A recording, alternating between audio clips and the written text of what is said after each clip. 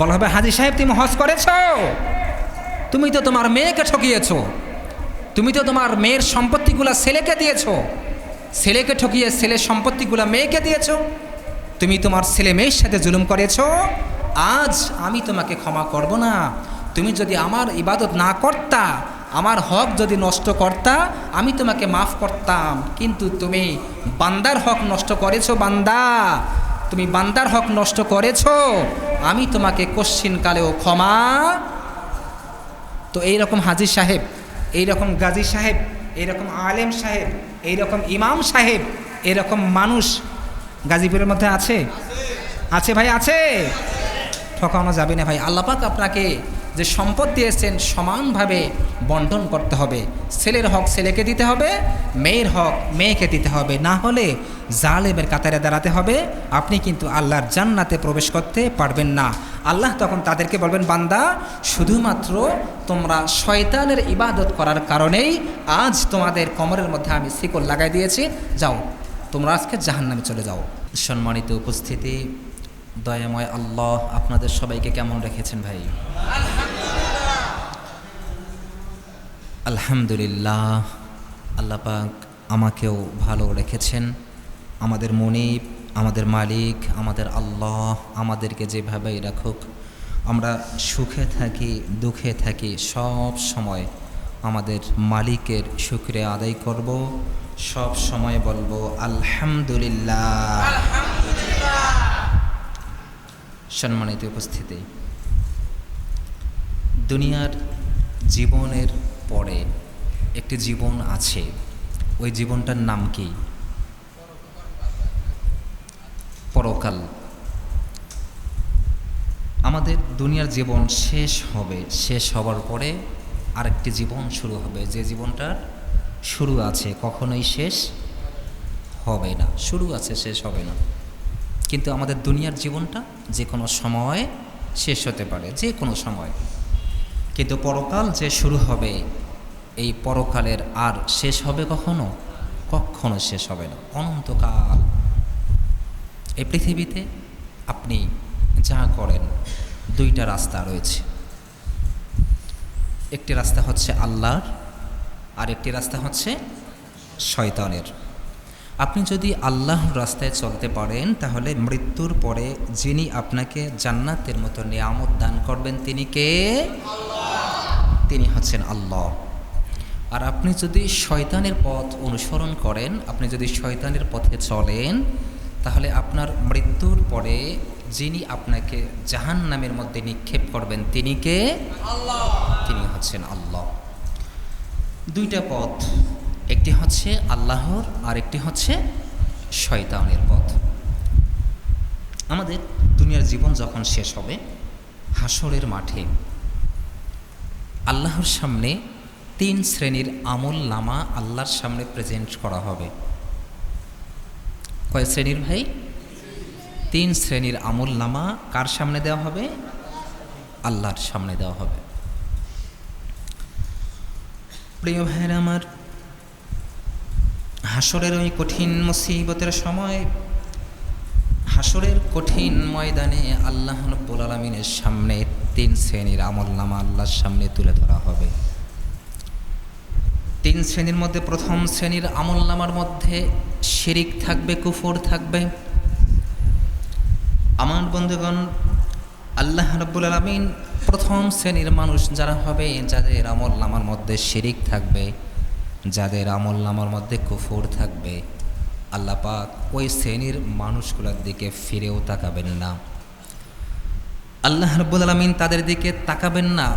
ইন্নাল্লাহা লা ইয়ানজুরু ইলাইহা, আল্লাহ রাব্বুল আলামিন ওই মানুষগুলোর দিকে তাকাবেন না, কারণ ওই মানুষগুলোর আমল নামার মধ্যে শিরিক আছে, ওই মানুষগুলোর আমল নামার মধ্যে কুফর আছে।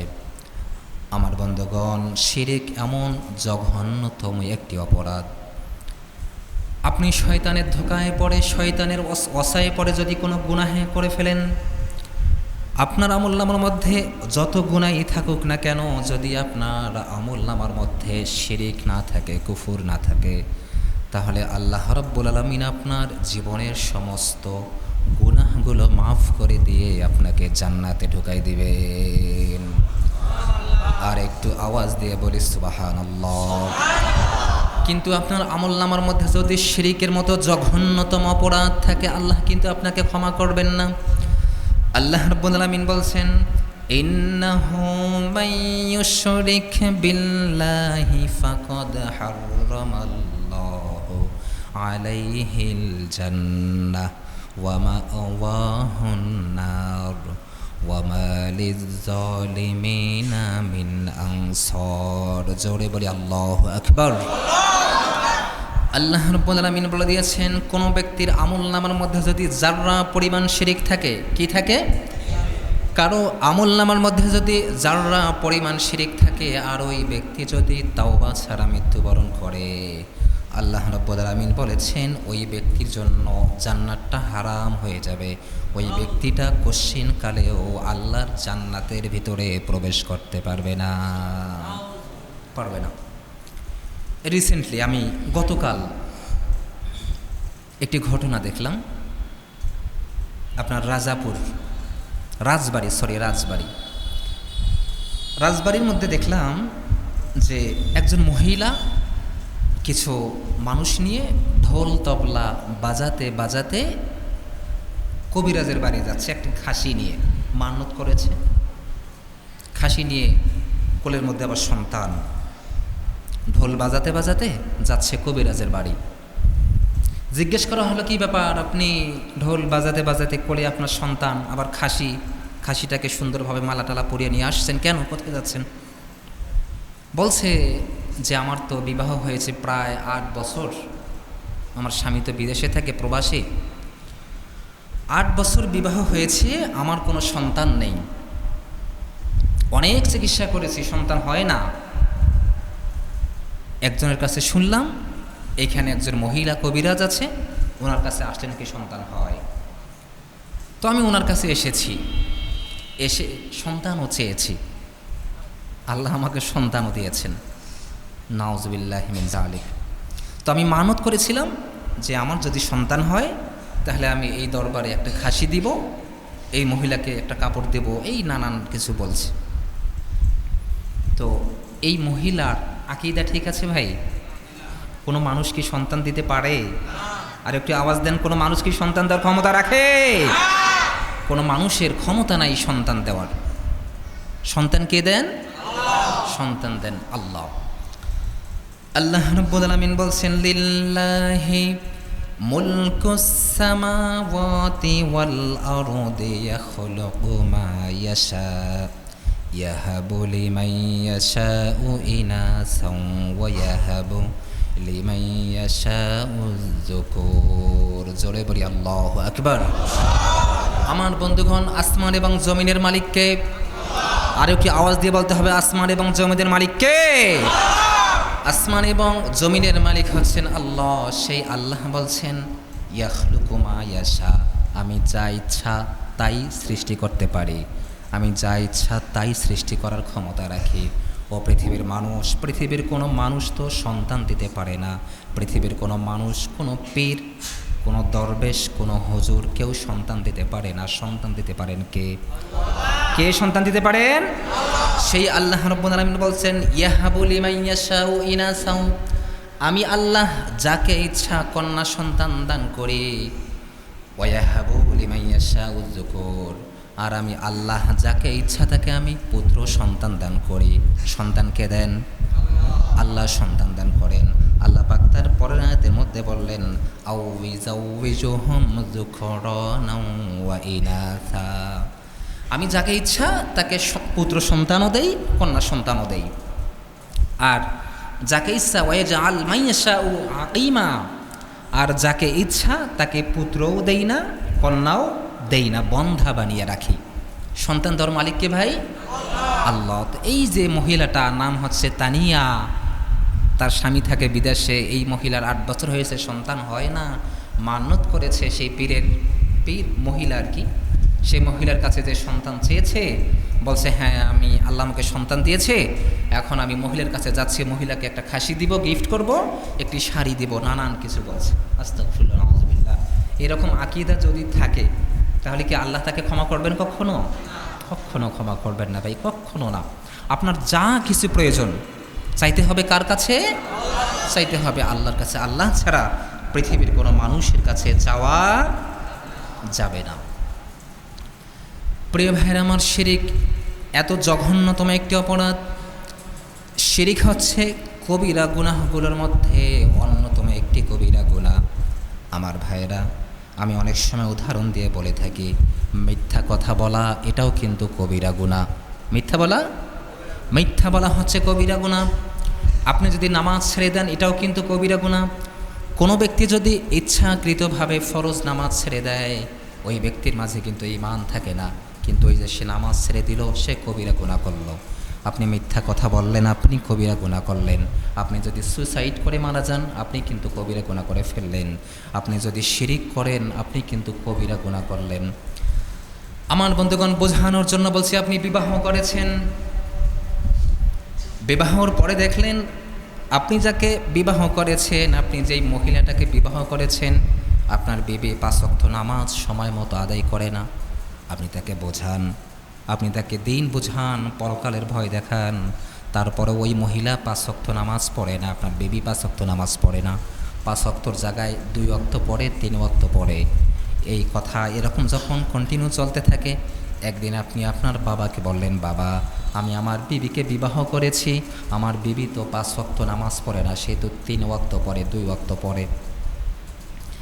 এখন বাবা আপনাকে কি বলবে? ঠিক আছে বাবা, সমস্যা নেই, তুমি একটু ভালোভাবে বোঝাও, তুমি একটু ভালোভাবে সুন্দরভাবে তার মাথায় হাত রেখে বোঝাও, একটা সময় দেখবা তোমার বিবি 5 ওয়াক্ত নামাজ সময় মতো আদায় করছে। তার মানে আপনি আপনার বাবার কাছে সলিউশন চাইলেন, আপনার বাবা আপনাকে সুন্দর একটা সলিউশন দিয়ে দিল যে বাবা, তুমি তোমার বিবিকে বোঝাও, একটা সময় তোমার বিবি 5 ওয়াক্ত নামাজ সময় মতো আদায় করবে। আপনার বিবি 5 ওয়াক্ত পড়ে না, সে কিন্তু কবিরা গুনাহ করছে। আপনি একদিন রাত্রেবেলা শুয়ে আছেন, ঘুম নেই, চোখের মধ্যে চোখ বন্ধ করে আছেন, এমন সময় আপনি দেখলেন যে আপনার বিবি আপনার পাশে নেই, আপনার বিবি পাশে যে ফোনে কথা বলতেছে, একজন পরপুরুষের সাথে পরকিয়া করছে। আপনার বিবি পরকিয়া করছে, ফোন দিয়ে বলতেছে, জান, সোনা ময়না পাখি, এই সেই নানানটা যেগুলি বর্তমানে যুবকরা বলে আর কি, বলতেছে আসলে এখানে তো আমার বিবাহ হয়েছে, আমি তো এই বিবাহে রাজি ছিলাম না, বা আমি এখন পর্যন্ত রাজি না, আমি তো তোমাকেই ভালোবাসি, তুমি টেনশন করো না, আমি আমার স্বামীর বাসায় থাকবো, স্বামীরটা খাবো, আমি কিন্তু স্বামীকে আমার দেহ দিব না, জাস্ট আমার দেহটা জাস্ট তোমার জন্যই। নাউজুবিল্লাহ। তো আপনি যদি এই কথাগুলো পাশের রুম থেকে শুনেন, শোনার পরে আপনি আপনার বাবাকে যে বলবেন, বাবা আসলে আমার বিবি তো পরকিয়া করে, তখন আপনার বাবা আপনাকে কি সলিউশন দিবে ভাই? এরকমটা বলবে যে বাবা সমস্যা নেই, একটু বোঝালে ঠিক হবে, এই কথাটা বলবে? নাকি বলবে, বেটা তাড়াতাড়ি তুই তোর বিবিকে ডিভোর্স দিয়ে দে, এটা বলবে না? এটাই কিন্তু বলবে। ঠিক তেমনিভাবে শিরিক করা হচ্ছে কবিরা গুনাহ, মিথ্যা কথা বলা কবিরা গুনাহ, সুসাইড করা কবিরা গুনাহ, এগুলো সবই তো কবিরা গুনাহ ভাই। কিন্তু শিরিকটা হচ্ছে কবিরা গুনার চেয়েও অনেক বড় কবিরা গুনাহ। যদি কোনো ব্যক্তি শিরিকের মতো জঘন্যতম অপরাধ করে, আল্লাহ কিন্তু আপনাকে ক্ষমা করবেন না। যেমনিভাবে ওই হাজব্যান্ড তার বিবিকে ডিভোর্স দিয়ে ফেলছে, ঠিক তেমনিভাবে কিন্তু আল্লাহ কিয়ামতের ময়দানে আপনার দিকে তাকাবেনও না, ইন্নাল্লাহা লা ইয়ানজুরু ইলাইহা, আল্লাহ পাক আপনার দিকে তাকাবেন না, কারণ আপনি শিরিক করতেন। আল্লাহ আপনার দিকে তাকাবেন না, আপনাকে বিনা হিসাবে জাহান্নামের মধ্যে নিক্ষেপ করা হবে। নাউজুবিল্লাহ। প্রিয় ভাইয়ের আমার, বলতেছিলাম তাহলে 1 নম্বর আমলনামা, যাদের আমলনামার মধ্যে শিরিক থাকবে, যাদের আমলনামার মধ্যে কুফর থাকবে, আল্লাহ পাক ওই শ্রেণীর মানুষগুলোর দিকে ফিরেও তাকাবেন না, আল্লাহ পাক তাদেরকে বিনা হিসাবে জাহান্নামের মধ্যে নিক্ষেপ করবেন। এরপরে 2য় শ্রেণীর আমলনামা, যাদের আমলনামার মধ্যে কোনো শিরিক থাকবে না কিন্তু জুলুম থাকবে। ওই মানুষগুলা দুনিয়ার মধ্যে শিরিক করে নাই, বেদাত করে নাই, কিন্তু ওই মানুষগুলা জুলুম করেছে। ভাই হয়ে বোনের উপরে জুলুম করেছে, বাবা হয়ে কন্যার উপরে জুলুম করেছে, বাবা হয়ে ছেলের উপরে জুলুম করেছে, ক্ষমতাশীল দল হয়ে তাদের প্রজাদের সাথে জুলুম করেছে, সাধারণ মানুষের সাথে জুলুম করেছে। কিন্তু তাদের আমল নামার মধ্যে কোনো শিরিক থাকবে না। এই যে রিসেন্টলি আমি গতকালকে দেখলাম, জুলুম দেখেন কি পরিমাণ জুলুম। আপনারা অনেকে দেখেছেন নারায়ণগঞ্জ ২৫০০-এর মধ্যে একজনকে হত্যা করা হয়েছে। কেন হত্যা করলো? কারণ হচ্ছে ওই লোকটা ভাড়া চাইতে আসছিল, ভাড়া, দোকান ভাড়া দিয়েছে বিএনপির লোকদের কাছে। বিএনপি তো এখনই ক্ষমতায় এসে গেছে এরকম ভাবসাব, তাদের কাছে ভাড়া দিয়েছে দোকান, প্রায় ১০ মাস ১১ মাস হয়ে যায় ভাড়া দেয় না। বিএনপির নেতারা ভাড়া দেয় না, মনে করে আরে আমরা তো সেই একটা দল, ভাড়া কেন দিব আমরা। এভাবে করে ১০ মাস ১১ মাস হয়ে যায় ভাড়া দেয় না। সর্বশেষ ২-৩ দিন আগে ভাড়া চাইতে আসছিল, এ কারণেই বিএনপির লোকেরা তাকে ধরে একবারেই শেষ মেরে ফেলছে। কি পরিমাণ জুলুম দেখেন ভাই, ক্ষমতায় এখনো আসলোই না তার আগে কি পরিমাণ জুলুম, কোনো বিচার নেই। তো দেখা যাবে দ্বিতীয় শ্রেণীর আমলনামা, তাদের আমলনামার মধ্যে শিরিক থাকবে না, কিন্তু জুলুম আছে। এই মানুষগুলা মানুষের সাথে কি করেছে? জুলুম করেছে। ভাই হয়ে ভাইয়ের সাথে জুলুম করেছে, ভাই হয়ে বোনের সাথে জুলুম করেছে, বাবা হয়ে কন্যার সাথে জুলুম করেছে, বাবা হয়ে ছেলের সাথে জুলুম করেছে। তো এরকম ভাই, এরকম জুলুমকারী আমাদের কি গাজীপুরের মধ্যে আছে? নাই বোধ হয় না, আপনাদের সাউন্ড শুনে মনে হচ্ছে নাই। আছে, একটু আওয়াজ দিয়ে বলেন আছে। আচ্ছা, ভাই হয়ে ভাইকে ঠকাচ্ছি, ভাইয়ের উপরে জুলুম। ভাই হয়ে বোনকে ঠকাচ্ছি, বোনের উপরে জুলুম। বাবা হয়ে আমার কন্যাকে ঠকাচ্ছি, কন্যার সাথে জুলুম। বাবা হয়ে আমি আমার পুত্র সন্তানকে ঠকাচ্ছি, আমার সন্তানের সাথে জুলুম। এরকম লোক কিন্তু সব জায়গায় আছে ভাই। তো দ্বিতীয় শ্রেণীর আমলনামা, তাদের আমলনামার মধ্যে শিরিক থাকবে না, কিন্তু কি থাকবে? জুলুম থাকবে। আল্লাহ পাক ফেরেশতাদেরকে বলবেন, যাও এদেরকে পেন্ডিংয়ে রাখো। এরা আমার হক নষ্ট করে নাই, বান্দার হক নষ্ট করেছে। এই বান্দার হক আদায় করার পরে তারা দুনিয়ার মধ্যে যে পরিমাণ জুলুম করেছে, এই পরিমাণ শাস্তি পাওয়ার পরেও কোনো একটা সময় তারা আল্লাহর জান্নাতে প্রবেশ করবে, কারণ তাদের আমলনামার মধ্যে কি নাই? শিরিক নাই।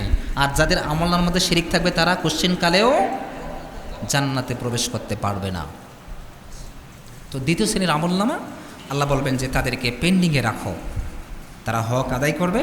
তারপর কোনো একটা সময় কত কোটি কোটি হাজার হাজার কোটি কোটি বছর জাহান্নামে থাকতে হবে, এটা কল্পনাই করা যাবে না। তারপরেও কোনো একটা সময় ঈমান যেহেতু এনেছিল, কালিমা যেহেতু পড়েছিল, শিরিক যেহেতু তার আমলনামার মধ্যে নাই, কোনো একটা সময় এই মানুষগুলো জাহান্নাম থেকে আল্লাহর জান্নাতে প্রবেশ করবে। প্রিয় ভাইয়ের আমার, এরপরে তৃতীয় শ্রেণীর আমলনামা, যাদের আমলনামার মধ্যে কোনো শিরিক থাকবে না, যাদের আমলনামার মধ্যে কোনো কুফর থাকবে না, আল্লাহ পাক তাদেরকে বলবেন, ও আমার বান্দারা যাও, আজ আমি তোমাদেরকে মাফ করে দিলাম, তোমরা জান্নাতের দিকে চলে যাও। প্রিয় ভাইয়ের আমার, তাদের আমলনামার মধ্যে তো গুনাহ আছে। পৃথিবীতে এমন কোনো মানুষ নাই যে মানুষটার জীবনে গুনাহ নাই। শুধু নবী রাসূল যারা ছিলেন তারা ছিলেন মাসুম, তাদের কোনো পাপ ছিল না। আল্লাহ পাক তাদেরকে পাপ করার মতো সুযোগই দেন নাই, তারা কোনো দিন পাপ করেন নাই। কিন্তু নবী রাসূল ছাড়া পৃথিবীতে যত মানুষ আছে প্রত্যেকটা মানুষ কিন্তু গুনাহগার। আমাদের জীবনে কিন্তু গুনাহ হয়ে থাকে, গুনাহ হয় না ভাই? আমাদের জীবনে কিন্তু গুনাহ হয়ে থাকে। আমি আমার একজন মুসল্লিকে বললাম, নাম বলবো না, আমি তাকে বললাম যে আঙ্কেল আপনার তো বয়স হয়েছে, যে কোনো সময় তো পৃথিবী থেকে চলে যাবেন। আমি তো নিজেও যে কোনো সময় পৃথিবী থেকে চলে যেতে পারি। তো আমার স্পেশাল একটা আমল আছে, আমলটা হলো আমি সব সময় আস্তাগফিরুল্লাহর আমলটা করি। আমি যখন বসি তখন বলি আস্তাগফিরুল্লাহ, আমি যখন হাঁটি তখন বলি আস্তাগফিরুল্লাহ। আমি সব সময় ইস্তিগফারের আমলটা করি। ও আঙ্কেল আপনিও সব সময় ইস্তিগফারের আমলটা করবেন। আমার আঙ্কেল বলল, বাবা আমি ইস্তিগফারের আমল কেন করব? কারণ আমার জীবনে তো কোনো গুনাহ নাই। একটু আওয়াজ দেন। আমি বললাম যে বাবা আমি তো সবসময় আমলটা করি, আমি তো আমার সন্তানের মতো, তো আপনি সবসময় এই ইস্তিগফারের আমলটা করেন। বলে যে আরে না, আমার তো জীবনে কোনো গুনাহ নাই, আমি এটা কেন করব? আস্তাগফিরুল্লাহ আস্তাগফিরুল্লাহ আস্তাগফিরুল্লাহ আস্তাগফিরুল্লাহ, মাফ করে দেখি। আল্লাহ আমাদের সবাইকে মাফ করে দিক, আমাদের সঠিক বোঝ দান করুন। আরে ভাই, যে নবীর জীবনে কোনো গুনাহই ছিল না, সে নবী দৈনন্দিন 100 বারের উপরে তাওবা করতেন, ইস্তিগফার পড়তেন। আর আমরা আস্তাগফিরুল্লাহ আস্তাগফিরুল্লাহ। তো সবসময় আমরা ইস্তিগফারের আমলটা করব ইনশাআল্লাহ। হাদিস শরীফের মধ্যে এসেছে, যার আমল নামার মধ্যে ইস্তিগফারটা বেশি থাকবে, ওই ব্যক্তিটা কিয়ামতের ময়দানে হাসতে হাসতে আল্লাহর জান্নাতে প্রবেশ করবে। সুবহানাল্লাহ। এজন্য আমরা সব সময় ইস্তিগফারের আমলটা করব, ঠিক আছে ভাই? ইনশাআল্লাহ। অনেকে দেখে ঘুমাচ্ছেন, রাতের মনে হয় নাইট করেছেন, এজন্য এখন ঘুম কারে কয়, হুজুর কি বলে বলুক, শোনার টাইম নেই, আর ঘুমায়েন না। তো তৃতীয় শ্রেণীর আমল নামা, তাদের আমল নামার মধ্যে কোনো শিরিক নাই, কোনো কুফুর নাই, কিন্তু কিছু গুনাহ করেছিল। আল্লাহ পাক তাদেরকে বলবেন, বান্দা আমি তোমাদেরকে মাফ করে দিলাম, তোমাদের আমল নামা ডান হাতের মধ্যে দিলাম, তোমরা আমার জান্নাতের দিকে ধাবিত হও, আমার জান্নাতে প্রবেশ করো। সুবহানাল্লাহ বিহামদিহি।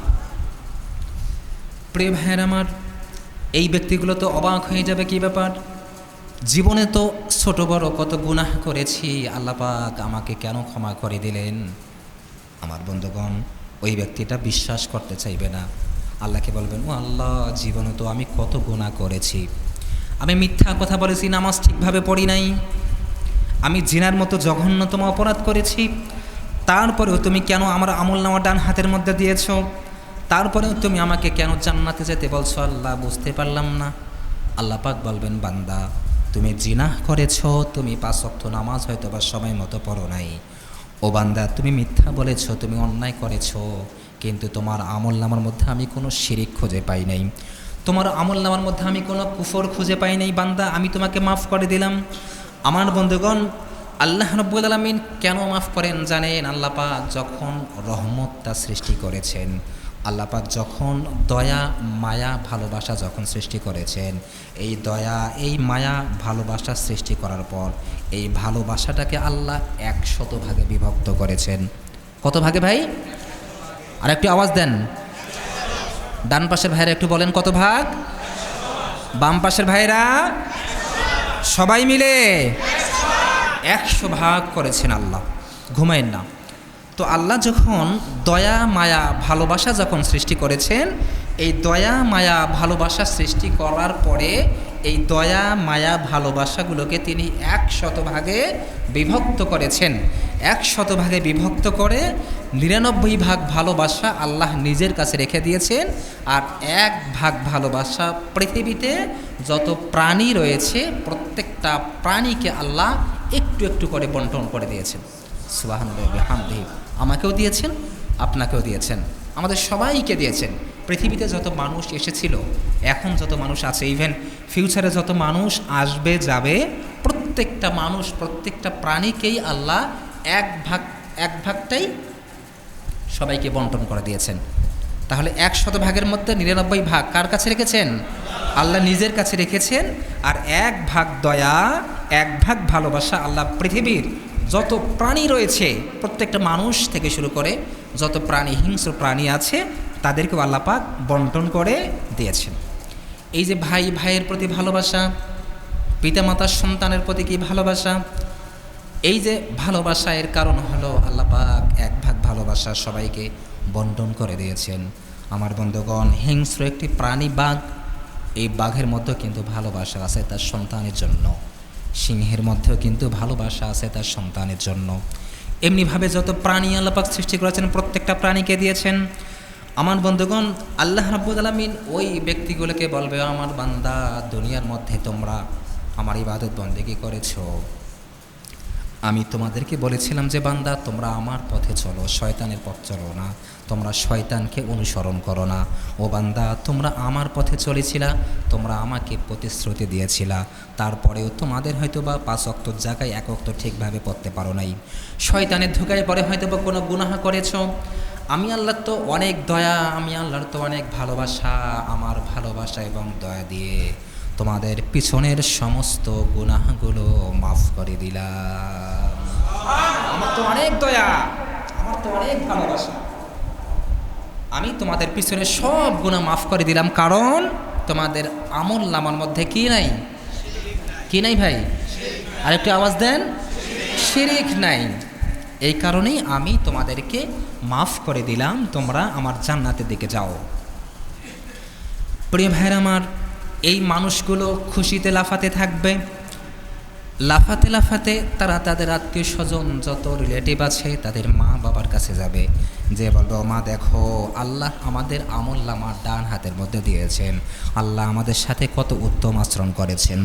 ওমা, দুনিয়ার মধ্যে আল্লাহ আমাদেরকে প্রতিশ্রুতি দিয়েছিলেন যে বান্দারা, তোমরা যদি আমি আল্লাহর পথে চলতে পারো, তোমার আমাদের আমল নামার ডান হাতের মধ্যে দিয়েছেন, আল্লাহ আমাদের সাথে কত উত্তম আচরণ করেছেন। এই মানুষগুলা খুশিতে লাফাতে থাকবে। এই মানুষগুলো যখন খুশিতে লাফাতে থাকবে, আল্লাহ রাব্বুল আলামিন তাদেরকে সালাম জানাই দিবেন। কি জানাই দিবেন ভাই? সালাম জানিয়ে দিবেন। আল্লাহ পাক বলবেন, সালামুন কাওলাম মির রাব্বির রহিম। যখন তাদেরকে সালাম জানিয়ে দেওয়া হবে, তারা ডান দিকে তাকাবে, কি রে, কে সালাম দিল? বাম দিকে তাকাবে, কে সালাম দিল? কাউকে দেখবে না, কে সালাম দিল? তখন আল্লাহ তাদেরকে বলবেন, বান্দা, আজ তোমাদেরকে কোনো মানুষ কিংবা কোনো ফেরেশতা সালাম দেয়নি, আজ আমি আল্লাহ তোমাদেরকে সালাম দিয়েছি। সুবহানাল্লাহি ওয়া বিহামদিহি। আল্লাহ পাক বলবেন যে সালামুন কাওলাম মির রাব্বির রহিম। এই ব্যক্তিগুলো যখন আল্লাহর পক্ষ থেকে সালাম পেয়ে যাবে, তারা তো তখন খুশি কারে কয়, খুশিতে লাফাতে লাফাতে তারা আল্লাহর জান্নাতের দিকে যেতে থাকবে। আল্লাহ রাব্বুল আলামিন বলছেন, নূরুহুম ইয়াসআ বাইনা আইদিহিম ওয়া বিআইমানিহিম।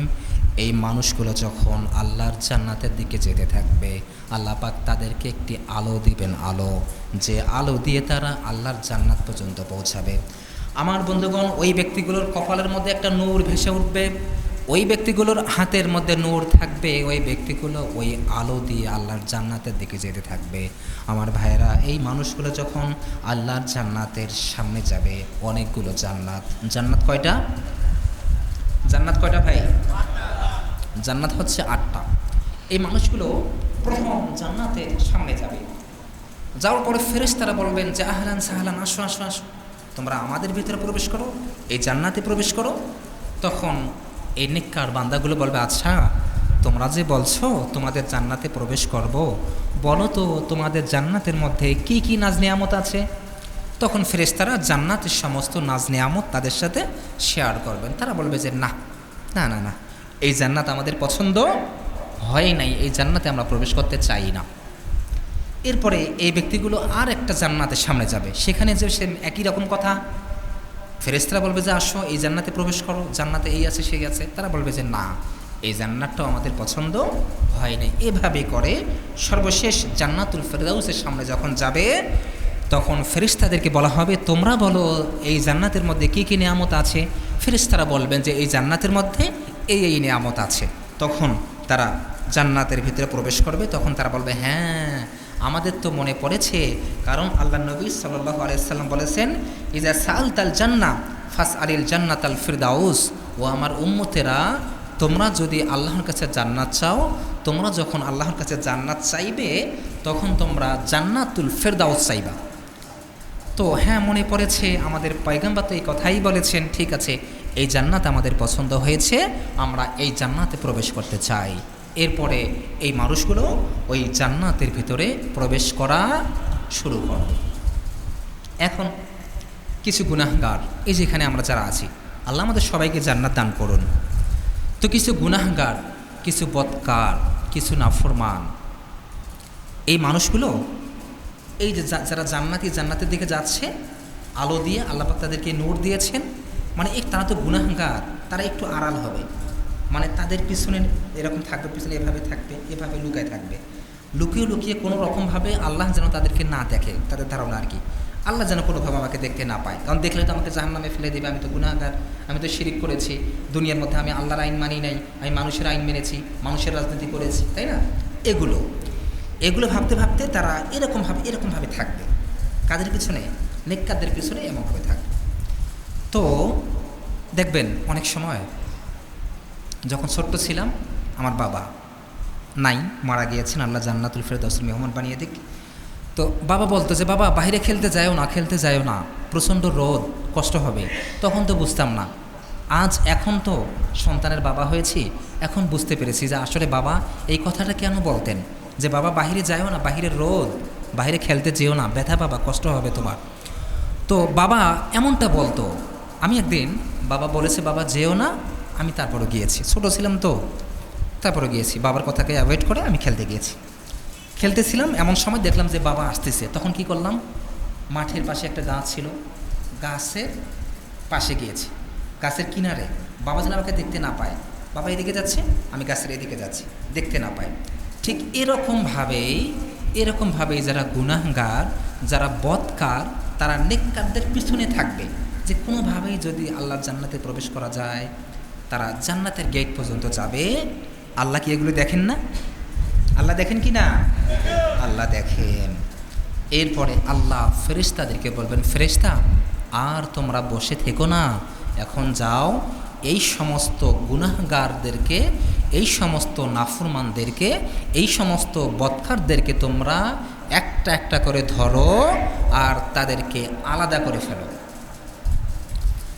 প্রিয় ভাইরা আমার, আল্লাহ রাব্বুল আলামিন বলবেন, অমতা জুল ইয়াউমা আইয়ুহাল মুজরিমুনা আলাম আহাদ ইলাইকুম ইয়া বানি আদামা আল্লাহ তা'বুদুশ শাইতান ইন্নাহু লাকুম আদুউম মুবিন। জোরে বলি আল্লাহু আকবার। আল্লাহ রাব্বুল আলামিন বলবেন যে ওয়ামতাজুল ইয়াউমা আইয়ুহাল মুজরিমুন, এই সমস্ত মুজরিমদেরকে আমি একসাথে রাখবো না, এই সমস্ত গুনাহগারদেরকে, নাফরমানদেরকে আমি আমার নেককার বান্দা বান্দির সঙ্গে রাখবো না। কারণ দুনিয়ার মধ্যে এই সমস্ত বদকারদেরকে আমি একসাথে রেখেছিলাম। আমার বন্ধুগণ, আল্লাহ রাব্বুল আলামিন দুনিয়ার মধ্যে কিন্তু মৌলিক নিয়ামতে কিন্তু কম বেশি করেন নাই। আল্লাহ রাব্বুল আলামিন এই পৃথিবীতে মৌলিক নিয়ামতে কম বেশি করেন নাই। আমার বন্ধুগণ, আপনি 5 ওয়াক্ত নামাজ ঠিকভাবে পড়েন, আপনি তাহাজ্জুদে নামাজ পড়েন, আপনি ইশরাক পড়েন, আপনি আওয়াবিন পড়েন, আপনি সাজ পড়েন, আপনি হাজি মানুষ হজ করেছেন, আপনি সব কিছু ঠিকঠাকভাবে চলেন। আমার বন্ধুগণ, আপনি 5 ওয়াক্ত নামাজেই আপনি যে সূর্যের আলো পাচ্ছেন, আমার একজন প্রতিবেশী, ওই বেটা নামাজের ধার ধারে না, সে 5 ওয়াক্ত নামাজ সময় মতো আদায় করে না, ওই ব্যক্তিটাও কিন্তু একই সূর্যের আলো পাচ্ছে। এক সূর্যের আলো পাচ্ছে না ভাই? আপনি নামাজি, আপনি যে নদীর মাছ খাচ্ছেন, আপনার প্রতিবেশী নামাজ পড়ে না, রোজা রাখে না, শুধু নামে মুসলমান, ওই মানুষটাও কিন্তু সেম নদীর মাছ খাচ্ছে, তাই না? আপনি নামাজি, আপনি একজন মুসলমান, আপনি আপনার আঙ্গিনার মধ্যে একটি গাছ লাগিয়েছেন, রূপালী আমের গাছ, আপনার আমগুলো মিষ্টি হবে, আর আপনার প্রতিবেশী একজন হিন্দু অথবা আপনার প্রতিবেশী একজন বেনামাজি, ওই বেনামাজি যদি সেই একই রকম গাছ লাগায়, তার মানে আপনি নামাজি, আপনার আম মিষ্টি হবে, আর ওই বেটা নামাজ পড়ে না, ওই বেটার আম টক হবে। এরকমটা হবে? মিষ্টি হবে না সবগুলাই? সব আমি কি হবে? মিষ্টি হবে। তার মানে হচ্ছে আল্লাহ রাব্বুল আলামিন এই দুনিয়ার মধ্যে, এই পৃথিবীতে আমাদেরকে মৌলিক নিয়ামতে কম বেশি করেন নাই। যে ব্যক্তিটা নামাজ পড়ে, সে ব্যক্তিটাও যে বাজার থেকে বাজার করছে, যে ব্যক্তিরা নামাজ পড়ে না, নামাজে ধারে না, ওই ব্যক্তিটাও কিন্তু সে একই বাজার থেকে বাজার করছে, একই সূর্যের আলো পাচ্ছি, আল্লাহর রহমতের বৃষ্টি উপভোগ করছি আমরা সবাই। তো আল্লাহ কিয়ামতের ময়দানে ওই সময় বলবেন যে অমতাজুল ইয়াউমা আইয়ুহাল মুজরিমুন, ফেরেশতারা আর বসে থেকো না, দুনিয়ার মধ্যে আমি তাদেরকে একসাথে রেখেছিলাম, তারা আমার মুমিন বান্দাদের সাথে চলেছিল, আজ আমি তাদেরকে একসাথে রাখবো না, তাদেরকে ধরো, একটা একটা করে আলাদা করে ফেলো, তাদেরকে ধরে একটা একটা করে আলাদা করে ফেলো। প্রিয় ভাইরা আমার, অমতাজের ব্যাখ্যাটা একটু বুঝুন। আমার ভাইয়েরা, আপনারা তো গ্রামের মানুষ, আপনারা সহজেই বুঝবেন। এখন হয়তো বা মেল ফ্যাক্টরি হয়েছে, কিন্তু অনেকে এখনও আছেন, অনেকেই এখনও ধানের চাষ করেন, আছেন না অনেকেই ভাই? অনেকে কিন্তু আমরা ধানের চাষ করি, আমরা নিজেরাও কিন্তু গ্রামের মধ্যে ধানের চাষ করি। আমার বন্ধুগণ, বোঝানোর জন্য বলছি, অমতাজের ব্যাখ্যাটা একটু দিচ্ছি, একটু বুঝুন। আপনি ধান কেটেছেন, ধান কাটার পরে ওই ধান সিদ্ধ করেছেন, সিদ্ধ করে ওই ধান রোদে শুকাতে দিয়েছেন, এরপরে আপনি 2 মণ অথবা 5 মণ ধান মেশিনের মধ্যে নিয়ে গিয়েছেন, মেশিনে যে সেই ধান আপনি ভাঙিয়ে এনেছেন, ওই ধান ভাঙিয়ে আনার পরে আপনি আপনার মাকে দিয়েছেন, অথবা আপনি আপনার বিবিকে সেই ধানগুলো দিয়েছেন, চালগুলো দিয়েছেন। আমার বন্ধুগণ, আপনি আপনার মাকে ওই চালগুলো দিলেন, আপনার মা কিংবা আপনার বিবি ওই চালগুলো ওভাবেই রেখে দিবে, নাকি একটা কোলা দিয়ে ঝাড়তে শুরু করবে? কি করবে ভাই? একটা কুলা নিবে, তাই না? একটা কুলা নিয়ে কী করবে? এভাবে ঝাড়তে শুরু করবে। এখন কিভাবে ঝাড়লো? এটা কুলা নিল, কুলা নেওয়ার পর ঝাড়তে শুরু করলো। যখন ঝাড়া শুরু করবে তখন দেখা যাবে যে সামনের দিকে তুষ, গুঁড়া, এগুলি বলে না, তুষ এবং গুঁড়া, এগুলো কি হবে? পড়ে যাবে। কুলার মধ্যে কি থাকবে? শুধু থাকবে চাল, থাকবে চাল। এরপরে দেখা যায় যে আস্ত কিছু ধান থাকে, কিছু পাথর থাকে, এগুলো কিভাবে আলাদা করবে? আমি দেখেছি মা এভাবে কুলাটা এভাবে, আমার দিকে তাকান, ঘুমাইন না, আমার দিকে না তাকালে তো বুঝতে পারবেন না, মানে যে আলোচক তার দিকে না তাকালে আলোচনা কিন্তু বোঝা যায় না ভাই। তো আমি দেখেছি যে মা এভাবে কুলাটা এভাবে ঘোরায়, এভাবে ঘোরায় না, এভাবে ঘোরালে কি হয়? ওই চালের মধ্যে যদি আস্ত কোনো ধান থাকে কিংবা কোনো পাথর থাকে, সেই পাথর কিংবা ওই ধানটা উপরে চলে আসে। তখন মা কী করেন? সেই চাল এবং পাথর একটা একটা একটা করে কি করে ফেলেন? আলাদা করে ফেলেন। মুমতাজের ব্যাখ্যাটা কঠিন একটি ব্যাখ্যা, ভয়ঙ্কর একটি ব্যাখ্যা। আল্লাহ পাক বলবেন ফেরেশতারা, ওমতাজুল ইয়াউমা আইয়ুহাল মুজরিমুন, দুনিয়ার মধ্যে আমি তাদেরকে একসাথে রেখেছিলাম, আজ আমি তাদেরকে একসাথে রাখবো না, তাদেরকে ধরো, একটা একটা করে আলাদা করে ফেলো, তাদের কোমরের মধ্যে শিকল লাগাও। এই সমস্ত গুনাহগারদেরকে একটা একটা করে ফেরেশতারা আলাদা করে ফেলবেন, তারপরে তার কোমরের মধ্যে কি লাগানো হবে? শিকল লাগানো হবে। প্রিয় ভাইয়ের আমার, যাদের কোমরের মধ্যে শিকল লাগানো হবে, যাদেরকে আলাদা করা হবে, আল্লাহ রাব্বুল আলামিনকে ওই গুনাহগার মানুষগুলো, ওই বদকার মানুষগুলো বলবে, আল্লাহ, ও মালিক, আজকে তুমি আমাদের সাথে এরকম জুলুম তুমি আমাদের সাথে কেন করছো? আমরা দেখলাম আমার ভাই একই বাবার সন্তান, আমার ভাইয়ের আমল নামার ডান হাতের মধ্যে দিয়েছো, আমার ভাই তো জান্নাতে প্রবেশ করেছে, আর আমার আমল নামা তুমি বাম হাতের মধ্যে দিয়েছো, আমার কোমরের মধ্যে তুমি শিকল লাগাইছো। আল্লাহ তাআলা, আমরা তো একই বাবার সন্তান ছিলাম, আমরা তো একই হুজুরের পিছনে নামাজ আদায় করেছি, আমরা তো সেই গাজীপুর মাধবপুর পিসাববাড়ি যে মসজিদ রয়েছে সেই মসজিদের মুসল্লি ছিলাম, আমাদের হুজুর তো ছিল গুনাহগার, আমাদের হুজুর তো ছিল ইসরাফিল।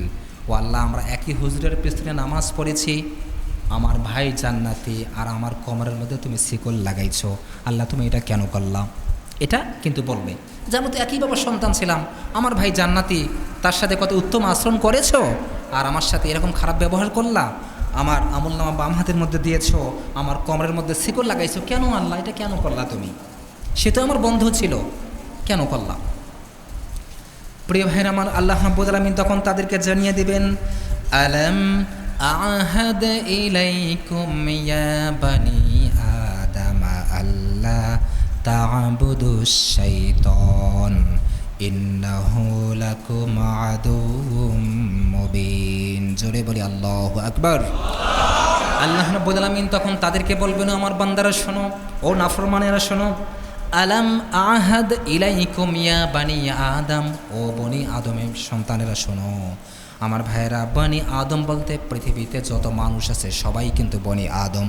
আপনি হতে পারেন হিন্দু, আপনি হতে পারেন খ্রিস্টান, আপনি হতে পারেন মুসলমান, আপনি হতে পারেন নামাজি, আপনি হতে পারেন বেনামাজি, আপনি যাই হন না কেন, বনি আদম বলতে কিন্তু পৃথিবীর সমস্ত মানুষকে বোঝানো হয়েছে, কারণ আমরা কিন্তু এক বাবা আদম থেকে এসেছি, তাই না? আল্লাহ রাব্বুল আলামিন বলবেন যে, ও বনি আদমের সন্তানেরা, কি বলবেন? ও বনি আদমের সন্তানেরা, আমি কি তোমাদেরকে বলি নাই যে তোমরা কখনো শয়তানের ইবাদত করবা না? কার ইবাদত? আর একটু আওয়াজ দিয়ে বলেন ভাই, শয়তানের ইবাদত করবা না। আমি তো তোমাদেরকে বলেছিলাম, ইন্নাহু লাকুম আদুউম মুবিন, নিশ্চয়ই শয়তান তোমাদের প্রকাশ্য শত্রু। ও বনি আদমের সন্তানেরা, আমি তো তোমাদেরকে বলেছিলাম যে তোমরা কখনো শয়তানের ইবাদত করো না।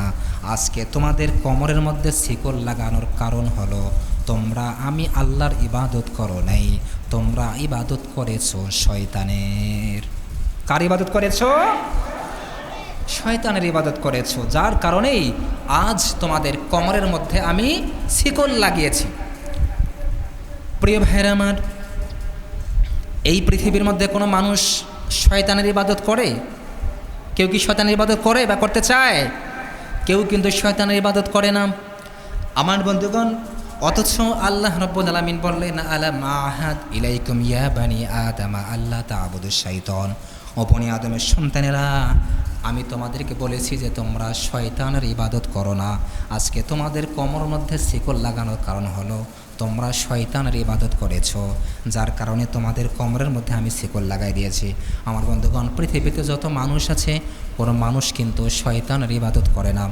আমার বন্ধুগণ, বোঝানোর জন্য বলছি, একজন মুসলমান, যে মুসলমানটা 5 ওয়াক্ত নামাজ সময় মতো আদায় করে, যে মুসলমানটা তাহাজ্জুদের নামাজ পড়ে, যে মুসলমানটা ইশরাক পড়ে, আওয়াবিন পড়ে, সার্স পড়ে, এই মানুষটাকে আপনি বলবেন, ভাই তুমি যে 5 ওয়াক্ত নামাজ পড়ো, আসলে তুমি নামাজটা কার জন্য পড়ো? তুমি কি শয়তানের জন্য পড়ো নাকি তুমি আল্লাহর জন্য পড়ো? কার কথা বলবে? কার কথা বলবে ভাই? আঙ্কেল কার কথা বলবে? আল্লাহর কথা বলবে। এরপরে আরেকজন ভিআইপি মুসলমান, যে মুসলমান 5 ওয়াক্ত নামাজের ধার ধারে না, শুধু শুক্রবারে নামাজ পড়তে আসে, এই ব্যক্তিটাকে আপনি বলবেন, ভাই তুমি যে 5 ওয়াক্ত নামাজ পড়ো না, আল্লাহ পাক 5 ওয়াক্ত নামাজ ফরজ করে দিয়েছেন, তুমি যে 5 ওয়াক্ত পড়ো না, শুধু শুক্রবার তুমি হাজিরা দিতে আসো। ও ভাই, তুমি যে শুক্রবারে নামাজটা পড়তে আসছো, এই নামাজটা তুমি আল্লাহর জন্য পড়লা নাকি শয়তানের জন্য পড়লা? ওই ব্যক্তিটা কার কথা বলবে? আল্লাহর কথা বলবে। এর চেয়েও একজন ভিআইপি মুসলমান, যে সারা বছর নামাজ পড়ে না, শুধুমাত্র রমজান মাসের প্রথম 2-3 দিন মসজিদের মধ্যে আসে, আবার রমজানের শেষে 2-3 দিন আসে, এই মুসলমানটাকে যদি আপনি বলেন, ভাই রে আল্লাহ তো 5 ওয়াক্ত নামাজ ফরজ করেছেন, সারা বছর তোমাকে দেখলাম না, এই রমজান মাসের প্রথম 2 দিন তুমি আসলা, কেন তুমি আসলা? তুমি যে ইবাদতটা করলা বা ইবাদত করছো, এই ইবাদত তুমি কার জন্য করছো? তুমি কি আল্লাহর জন্য করছো নাকি শয়তানের জন্য করছো? ওই ব্যক্তিটা কার কথা বলবে? কার কথা বলবে? ওই ব্যক্তিটা আল্লাহর কথা বলবে। এরপরে একজন হিন্দু, যে হিন্দুটা সারাদিন নম নম হরে হরে করে, আপনি হিন্দুকে বলবেন, ভাই এই যে তুমি সারাদিন হরে হরে করো, এই যে তুমি হরে হরে নম নম করো, এটা তুমি কার জন্য করো? তুমি কি তোমার ভগবানের জন্য করো নাকি শয়তানের জন্য করো? ওই হিন্দুটা কার কথা বলবে? ভগবানের কথা বলবে। একজন খ্রিস্টান, যে খ্রিস্টান ওল্ড টেস্টামেন্ট পড়ে, নিউ টেস্টামেন্ট পড়ে, আপনি তাকে বলবেন, ভাই তুমি যে এত এত আমল করো, তুমি যে এত এত ইবাদত বন্দেগী করো, এই ইবাদতগুলো তুমি কার জন্য করো? তুমি কি তোমার ঈশ্বরের জন্য করো নাকি শয়তানের জন্য করো? ওই খ্রিস্টানটা কার কথা বলবে? আর একটু আওয়াজ দেন, কার কথা বলবে? ওই খ্রিস্টানটা ঈশ্বরের কথা বলবে। তার মানে হচ্ছে মুসলমান কম করুক বেশি করুক কার জন্য করে? আল্লাহর জন্য করে। একজন হিন্দু কম করুক বেশি করুক, হিন্দু করে তার ভগবানের জন্য। একজন খ্রিস্টান কম করুক বেশি করুক, সে করে তার ঈশ্বরের জন্য। তার মানে বোঝা গেল, এই পৃথিবীর কোনো মানুষ কিন্তু শয়তানের ইবাদত করে না। কেউ করে আল্লাহর ইবাদত, কেউ করে ভগবানের ইবাদত, কেউ করে ঈশ্বরের ইবাদত। তার মানে কেউ শয়তানের ইবাদত করে না। আমার বন্ধুগণ, আসলে ইবাদতটা কি আমরা কিন্তু সেটাই বুঝি না। আপনাদের কষ্ট হতেছে ভাই? আর একটু মানে শেষ না করলে বুঝতে পারবেন না, শেষ করে দিব, যেহেতু আপনাদের ফ্যাক্টরি অফিস আছে ভাই। না শেষ করে দিব, শেষ করে দিব, একটু বুঝতে পারবেন না, 2-3 মিনিট শেষ করে দেব। তো ইবাদতটা কি আমরা সেটাই বুঝলাম না, ইবাদতটা কি আমরা সেটাই বুঝি না।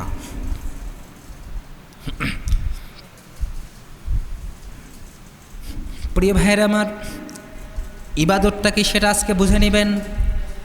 আজকে আমি আপনাদেরকে এমন একটি উদাহরণ দেব, এমন একটি এক্সাম্পল আজকে আমি আপনাদেরকে দেব, এটা সামনে রেখে আপনি আপনার সারা জীবনটা চালাবেন, আপনি আপনার জীবনটা পরিচালনা করবেন।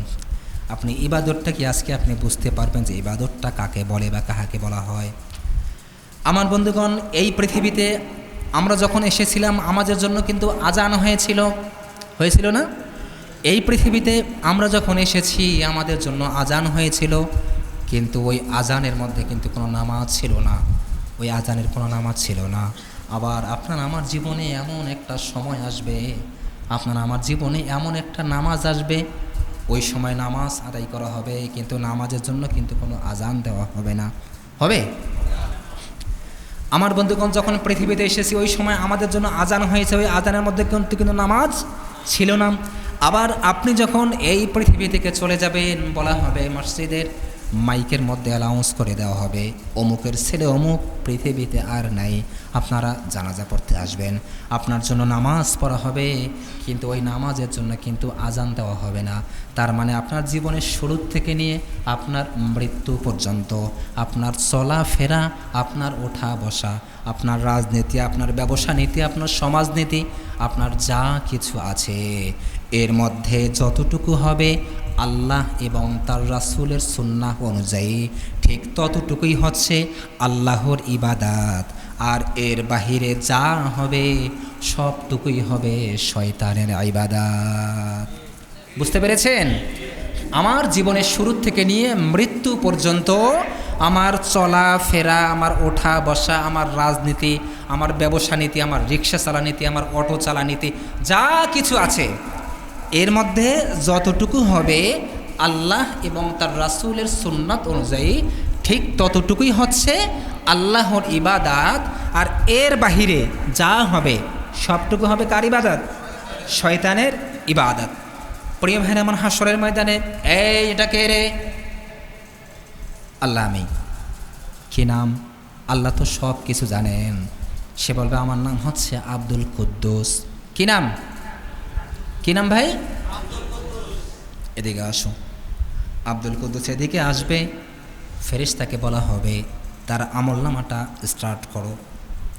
তার আমলনামা চালু করে দেওয়া হবে, লাইভ দেখানো হবে ওই ব্যক্তিটা তার জীবনের শুরু থেকে নিয়ে মৃত্যু পর্যন্ত কী কী করেছে। দেখা যাবে এই ব্যক্তিটা 5 ওয়াক্ত নামাজ, ফজরের সময় নামাজ পড়তে আসছে, ঠিক আছে, জোহর এসেছে, ঠিক আছে, আসর এসেছে, মাগরিব এসেছে, এশা এসেছে, 5 ওয়াক্ত নামাজ মসজিদে এসে আদায় করেছে, সব তো ঠিক আছে। এরপরে দেখা গেল আমল নামাজ চলতেছে, লাইভ দেখানো হচ্ছে। ওই ব্যক্তিটা নামাজ শেষ করে বাসায় গিয়েছে, বাসায় যাওয়ার পরে রুমে প্রবেশ করেছে, বাহির থেকে একজন লোক করেছে, এসে সালাম দিয়েছে, আসসালামু আলাইকুম। ওয়ালাইকুম আসসালাম, আসো। বলতেছে আঙ্কেল আমি তো বিপদে পড়েছি, আমার 10,000 টাকা দরকার, আমি আপনাকে দিয়ে দেব। 10,000 টাকা দরকার? এই কি বলে? আমি টাকা কোথায় পাবো? টাকা কি আমি নিয়ে ঘুরি নাকি? টাকা নেই, টাকা নেই, যাও যাও যাও, টাকা পয়সা নেই, যাও, টাকা পয়সা নেই, সাইডে যাও। না আঙ্কেল আপনি মনে বুঝতে পারেন নাই, আসলে আমি তো এমনি এমনি নিব না, দেন আমাকে 10,000 টাকা দেন, আমি সামনে মাসে 11,000 টাকা আপনাকে দেবো, মিল করে দেব। কয় ও তাই না, 11,000 টাকা দিবে, আচ্ছা ঠিক আছে, আসলে টাকা তো আমার কাছে নাই, তো আমার কাছে কিছু টাকা আছে, তোমার চাচি আছে না, তোমার চাচির ভাইয়ের বউ আমাকে কিছু টাকা জমা রাখছে আমার কাছে, তোমার চাচির ভাইয়ের বউ আমার কাছে কিছু টাকা জমা রেখেছে, কিছু টাকা আছে, দিতে পারবো, আচ্ছা নেও, থাক নেও। 10,000 লাগবে না আরও বেশি লাগবে? 10,000 হলেই হবে। 10,000 দিল, মাস শেষে সে কি 1,000 টাকা সুদ নেবে, সুদে দিল। তার লাইভ চলতেছে, কিন্তু লাইভ দেখানো হচ্ছে তার, মানে আপনি যা করবেন ভাই, আপনি যা করবেন।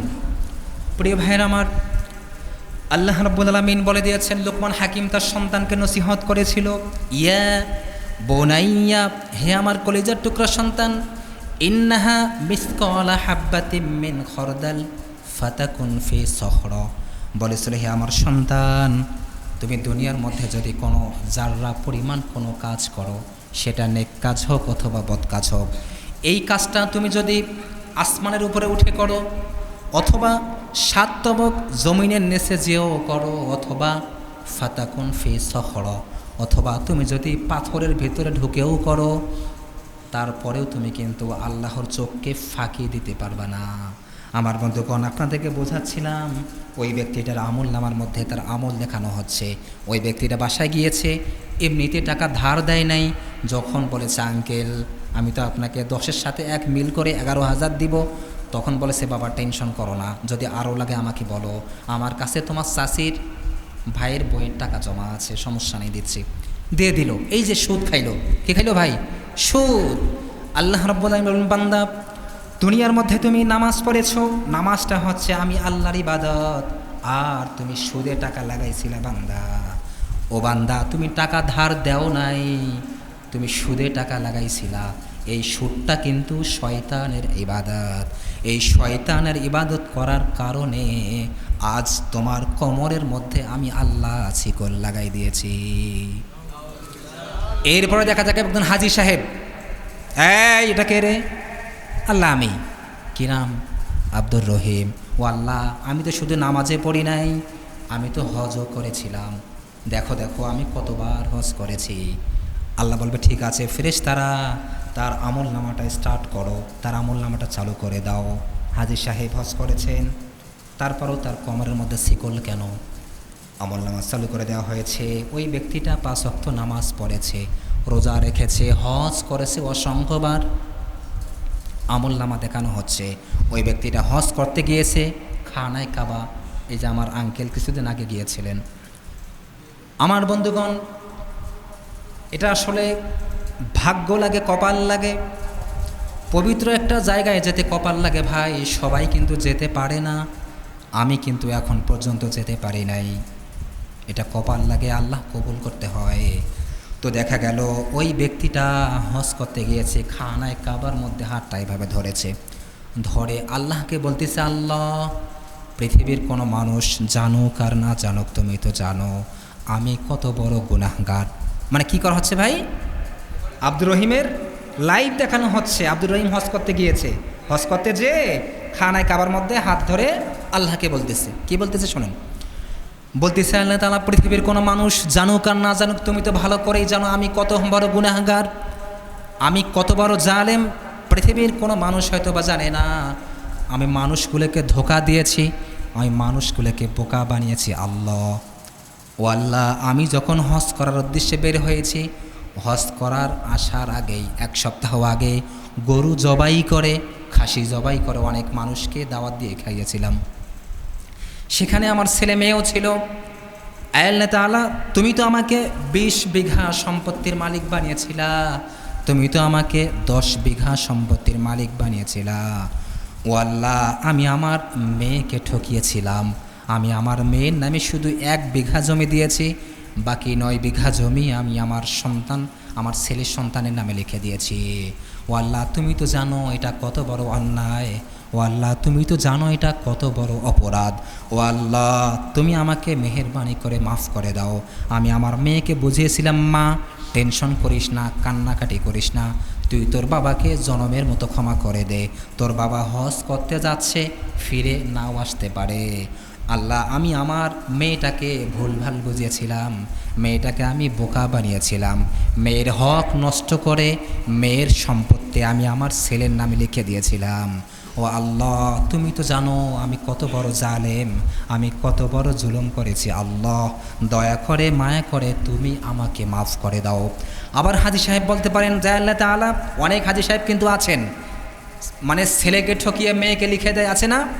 ছেলের সাথে দুর্ব্যবহার করে, ছেলের সাথে খারাপ আচরণ করে, মেয়ের জামাইকে হুন্ডা কিনে দেয়, মেয়ের জামাইকে বাড়ি নির্মাণ করে দেয়, ছেলেকে ঠকায়, ছেলের সাথে জুলুম করে।